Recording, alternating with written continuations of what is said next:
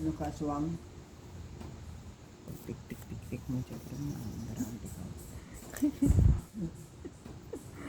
Manila niya, hindi ba? Hindi ako na, hindi probinsya May aswang na ba sa Manila? Why na? Ay, natatakot ka? Hindi ako natakot. Natakot ako kung maghihon ni.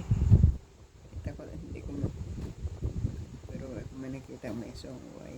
Eh, si nanay, dati kasama kami. Kami nakauwi ni Nonoy Kinin. Kami tatlo eh. Saan kayo galing? Doon kay ate...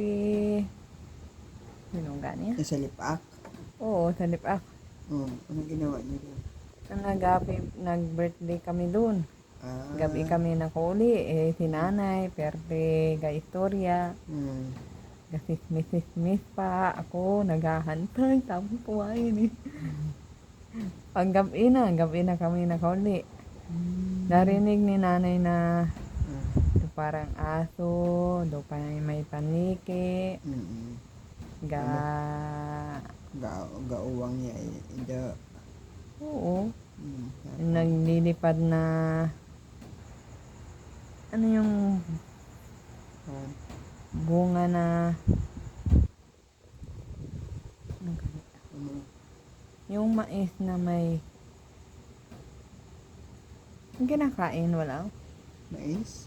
Mais do Kinakain mais eh. Kinakain naman. hindi yung mahaba. Yabas? Hindi, yung mahaba. Mangga? Hindi, yung mahaba na tinaniwan na parang tawag mo. Yung sa may kasada? Oo. Tubo? Oo, tubo. Tama. Ay, so.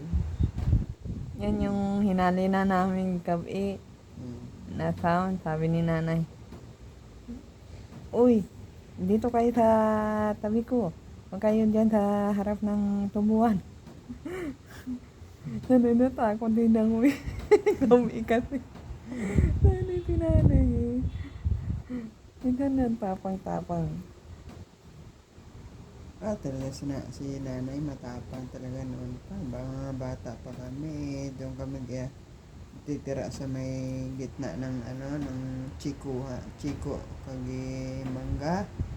Sa may kwan.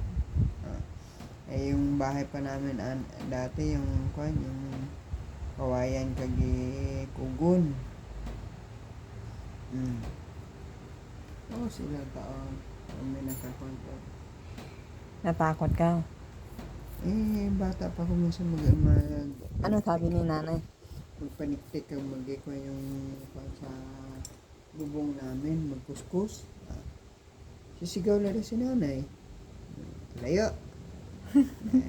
Wala mga anak ni Satanas. Sabi ni nanay. Ako naman, ginagawa ko, ang gikwa ng ng kulambo. Kalambo. Nagkukumbat ako ng kulambo. Takpan ko yung ulo ko lahat. Siksik sa likod ni nanay. Takot ka nung bata? Bata pa ko takot ako eh. Kasi antero. Ate Moros, dito yan sa Manila, trabaho na.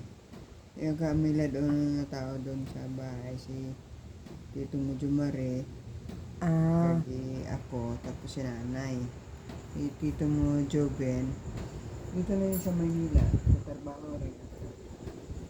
Paano yan? Kaya,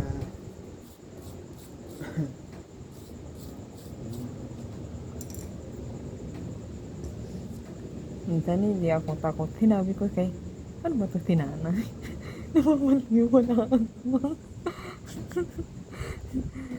Dati akala ko sinusundan ko lang. Kahaba naman ng balahibo ko. probinsya kasi marami. Tapos may nabalitaan pa kami doon aswang sa may tabi sa may sa Ano yung sinabi ni nanay dati sa sa akin? Lipak. Matanda. Sabi ni nanay. Patay na yata yung ngayon eh. Yung nagkiko kasi yung yung aswang, yung yung taong aswang, hindi mamamatay yun kung hindi kung yung ano niya, kung hindi masalin yung ano niya sa anak niya, asawa niya, pamilya natin, nagsalin doon. Sabi na may Yan sa- aswang pa. Nagsalin doon yung apo. Ako? Oo, yung apo niya.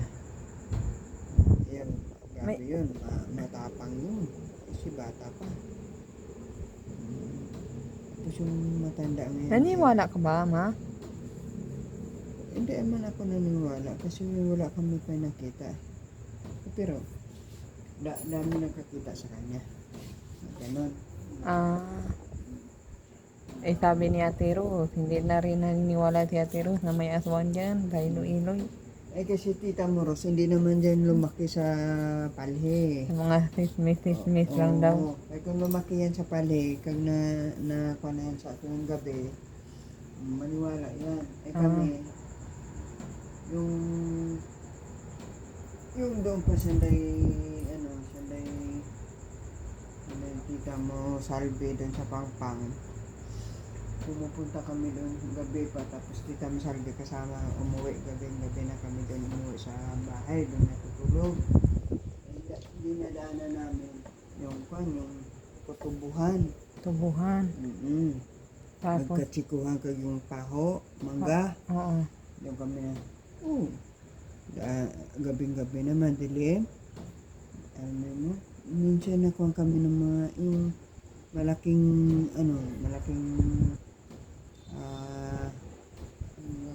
paniki. Hindi lang paniki yun ang tawag nila, aswang na. Minsan nakuha kami ng mga, yung aso ng malaki. Pero hindi namin ako pinapansin ni Tita mo Salve. Kung ako, dire-diretso lang. Minsan may kumukura sa likod namin, mayroong sumusunod. Tapos mayroong mapanikot. Yan sabi niya. Parang, yung naririnig mo malayo yung paniktik niya, malapit yun. Yung naririnig mo malakas pag malayo.